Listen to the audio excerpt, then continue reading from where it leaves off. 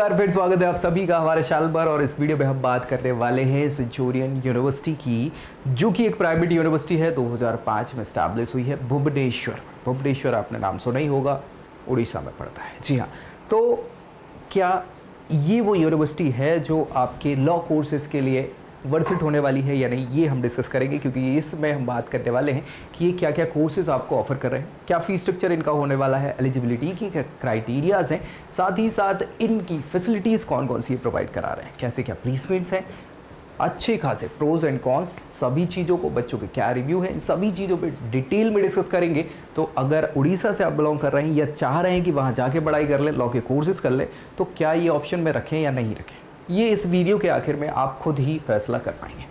बाकी दोस्तों में शेयर ज़रूर कर देना है और चैनल पर नए हैं तो सब्सक्राइब कर लेना है, ताकि सारी जानकारी लॉ से रिलेटेड कॉलेज कोर्स करियर की आपको यही इसी चैनल पर सबसे पहले मिल जाए। और अपनी प्रोफाइल पे बेस्ट ऑप्शन अपने लिए जानना चाहते हैं तो नीचे प्रोफाइल एनालिसिस फॉर्म भी मिल जाएगा, जिसको फिल करके जानकारी ले सकते हैं। तो चलिए स्टार्ट करेंगे। सेंचुरियन यूनिवर्सिटी, इनका मोटो तो ज्ञान संयोगाय वितरणाय च, अच्छा लिखा है, जो भी है इसका मोटो बहुत अच्छा होता है। हाँ, और इनका कैंपस भी आपको देखने को मिलेगा जो ठीक ठाक आपको लगेगा। हाँ, बहुत बड़ा कैंपस इनका नहीं है, हालांकि 40 एकड़ का कैंपस है और जिसमें फैसिलिटीज़ बहुत सारी इनने प्रोवाइड करने की कोशिश करी हुई है। कुछ कमियां भी हैं, हम सारी चीज़ें धीरे धीरे डिस्कस यहाँ पे करेंगे, है ना। 2005 का इनका ये मेन कैंपस आप देख पा रहे होंगे, भुवनेश्वर में सिचुएटेड 40 एकड़ का कैंपस है और इनके अलग अलग कैंपस हैं 6 ऑल टोटल। हालांकि हम बात किसकी कर रहे हैं, हाँ, मेन कैंपस भुवनेश्वर की। ए नेक के द्वारा इन्हें क्रेडिट किया गया है, यूजीसी के द्वारा इनको रिकॉग्नाइज भी किया होगा और ये बहुत सारे वैरायटी ऑफ कोर्सेज आपको अलग अलग फील्ड में प्रोवाइड करा रहे हैं, चाहे वो टेक्नोलॉजी हो, मैनेजमेंट हो, इनके कोर्सेज हो, और simple BA BCom BSc program भी ये प्रोवाइड आपको कराते हैं। लेकिन हम किसकी बात करें, हम लॉ की बात कर रहे हैं, है ना। सो लॉ ये सीयूईटी के बेसिस पे भी आपको ऑफर कर रहे हैं लॉ के कोर्सेज। क्या क्या ऑप्शंस हमें ये प्रोवाइड करा रहे हैं लॉ के, आप देखेंगे तो भाई ये देखिए, 2 कोर्सेस आपको ये integrated 5 year honours program BA LLB और BBA LLB प्रोग्राम प्रोवाइड करा रहा है। साथ ही साथ आपको LLM का कोर्स जो है एक मैरीटाइम लॉ से और दूसरा कमर्शियल लॉ से प्रोवाइड करा रहा है, PG के कोर्सेस, है ना।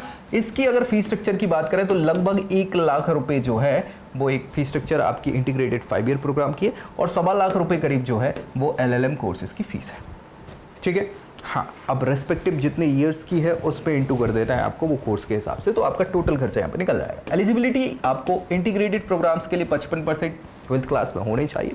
वहीं LLM के लिए LLB आपको 50% से पास करनी होगी। इसके बेसिस पे आप देखो, आप लॉ के एंट्रेंस एग्जाम दिए हो तो उसके बेसिस पे, CUET UGPG दिए हो उसके बेसिस पे, या फिर डायरेक्ट मैनेजमेंट कोटा से आपको यहाँ एडमिशन मिल जाता है। तो ऐसी कोई समस्या नहीं है लॉ कोर्सेज के लिए, ठीक है। ये ऑफर आपको ज़रूर कर रहे हैं। क्या पढ़ाई करनी है, तो जो इंटीग्रेटेड 5 ईयर प्रोग्राम है BA LLB अगर हम ले तो उसमें BA वाले कुछ सब्जेक्ट्स हमें पढ़ने होते हैं, चाहे वो इकोनॉमिक्स हो, हिस्ट्री हो, पॉलिटिकल साइंस हो, है ना, सोशियोलॉजी हो, ये कुछ सब्जेक्ट आपके BA वाले रहेंगे। बाकी लॉ के कुछ सब्जेक्ट्स आपको पढ़ने होते हैं, जैसे बात करें constitutional law, contract law, law of tort, criminal law, family law, property law, IPR, human rights, ऐसे बहुत सारे, है ना। और 10 सेमेस्टर का ये प्रोग्राम रहता है, तो आपका सारा धीरे धीरे सेमेस्टर वाइज कंप्लीट हो जाता है।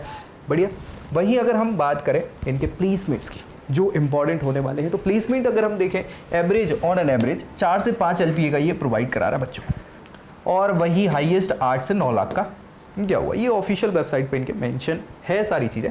लेकिन 4 से 5 लाख आप देखेंगे तो ये ROI के बेसिस पे बहुत अच्छा हम इसको कह नहीं सकते, क्योंकि 4 से 5 लाख तो हमारा 5 साल का खर्चा यही है ना। उसके बाद फिर हमारा एकोमोडेशन, अब बाकी का, हाँ, घूमना फिरना खर्चा वो भी तो होगा ना, तो खर्चा थोड़ा सा ज़्यादा हमारा होगा और हमें बहुत अच्छे यहाँ से रिटर्न नहीं मिलने वाले, तो इसको बढ़ाना चाहिए, ऑब्वियस सी बात है। चलिए, स्कॉलरशिप्स की ये व्यवस्था कर रहे हैं। स्कॉलरशिप से फ़ायदा क्या है कि हमारी फीस स्ट्रक्चर कम हो जाती है, और क्या, तो हमारा ROI मतलब जो हमारा खर्चा है वो कम होगा, तो उसके बेसिस पे ROI बढ़िया हो सकता है। हाँ, ये हो सकता है।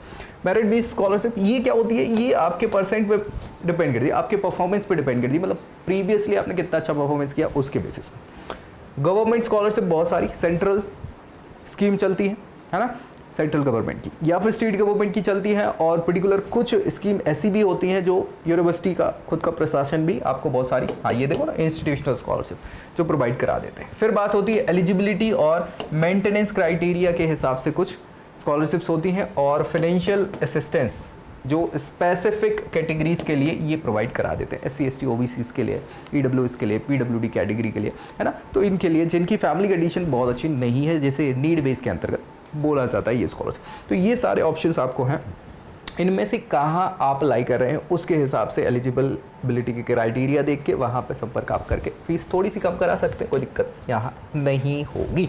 इंफ्रास्ट्रक्चर की बात करें, फैसिलिटीज़ की बात करें तो modern classroom, well stock library, on campus hostel, ये अच्छाइयाँ हैं। लेकिन कुछ कमियाँ देखें अगर तो यहाँ पर मेंटेनेंस के इशू देखने को मिल जाते हैं। फैसिलिटीज़ जो हैं वो बहुत ज़्यादा नहीं, लिमिटेड फैसिलिटीज़ मिलती हैं। और यहाँ कैफेटेरिया की सर्विसेज में कई बार बच्चे लड़ाई झगड़े करते हुए पाए जाते हैं खाने की क्वालिटी को लेके। साथ ही यहाँ पे जो ओवर क्राउडेड हैं वो हॉस्टल्स, हाँ, क्योंकि कैपेसिटी इनकी थोड़ी ज़्यादा हो जाएगी। और कल्चरल और स्टूडेंट लाइफ की अगर हम बात करें यहाँ पे तो कल्चरल बहुत सारी वैरायटी ऑफ क्लब्स और सोसाइटीज़ वगैरह बनाई हुई हैं, लेकिन लॉ की हमें कमी मिल जाएगी स्पेसिफिक अगर बात करें तो। लीडरशिप स्किल को डेवलप करने के लिए ये अच्छी चीज़ है। वहीं नेगेटिव देखें तो फंडिंग, उनके रिसोर्सेज, इसकी कमियां हमेशा देखने को मिल जाती है। इनकंसिस्टेंट एक्टिविटीज़ जो हैं वो पाई जाती हैं कई बार, जो अच्छी बात नहीं हो जाती। और लॉ के लिए यहाँ पे बहुत सारे स्पेसिफिक जो क्लब्स होने चाहिए या कम्युनिटीज़, तो वो नहीं है सोसाइटीज़ वगैरह जिनको डेवलप करना चाहिए मुझे लगता है। कैफ़ेज़ क्लब्स की बात करें तो यार इनकी क्या बात करें, ये तो बच्चे हर जगह मिल जाते हैं, ढूंढ लेते हैं, और नहीं होते तो खुद का ही इंस्टॉल कर लेते हैं और कंप्लीट होने पर निकल लेते हैं। तो ठीक है, ये बढ़िया है, सारी व्यवस्थाएं हो जाती है। ये आपकी ऊपर डिपेंड करता है कि आप किस हिसाब के चाह रहे हैं। ठीक है, फन प्लेसेस की बात कर ले तो भुवनेश्वर में बहुत सारी ऐसी चीज़ें हैं जो आपको घूमने को मिल जाएंगी। यहाँ पे अट्रैक्शंस के तौर पर लोकल अट्रैक्शंस बहुत सारे हैं। हाँ, बस समस्या यही है कि आपको जब छुट्टी मिलेगी वहाँ क्राउडेड रहेगा वो, हाँ, वीकेंड्स में, तो आपको थोड़ा सा अलग से जाना पड़ेगा, उसके लिए बंक मारना पड़ेगा। और वो मैं क्या, कोई अलाउ नहीं करेगा भाई, ऑफिशियली तो कोई नहीं बोलेगा। ठीक है, स्टूडेंट फीडबैक की बात कर ले तो फैकल्टीज़ बढ़िया है, बच्चों को गाइड कर देती हैं रिसोर्सेज के रूप में और आगे रिसर्च वगैरह के लिए भी। साथ ही साथ इंफ्रास्ट्रक्चर जो है ठीक ठाक हम ओवरऑल बोल सकते हैं। भाई कुछ कमियों की बात कर ले तो यार जो कैंपस में इवेंट्स वगैरह हैं, एक्स्ट्रा करिकुलर एक्टिविटीज़ हैं, वो बहुत कम है, तो थोड़ा सा बढ़ाया जा सकता है ताकि बच्चों का मन लगा रहे। तो इसके अलावा फैसिलिटीज़ जो है वो आउटडेटेड है, जिनको थोड़ा सा कर सकते हैं कि यार 2005 का स्ट्रक्चर है ना, थोड़ा सा अब बढ़ा सकते हैं, 20 साल हो गए ना, तो चेंज कर सकते हैं, नहीं। हाँ, और साथ ही यहाँ पे जो डिस्टेंस है वो मेन सिटी में तो है नहीं, ये कैंपस जो है थोड़ा सा हटके है, इसीलिए वहाँ से थोड़ी सी ट्रांसपोर्टेशन और बाकी की समस्याएं बच्चों को देखने को मिल जाती हैं। बाकी प्लेसमेंट्स वगैरह बढ़ाएं तो सबसे बेहतर आपको हो जाएगा। तो ये पूरी बात हमने किसकी कर ली, सेंचुरियन यूनिवर्सिटी की बात कर ली है। अगर आप टारगेट कर रहे थे तो मुझे लगता है जवाब आपके पास है, क्या वर्थ इट है या नहीं है आप समझ गए होंगे। बाकी दोस्तों में शेयर करिए, चैनल सब्सक्राइब करिए, और भाई अगली वीडियो में अगली जानकारी के साथ मिलेंगे, तब तक के लिए जय Hind. I hope you like this video. For more such videos, keep watching our channel and do not forget to like, share and subscribe.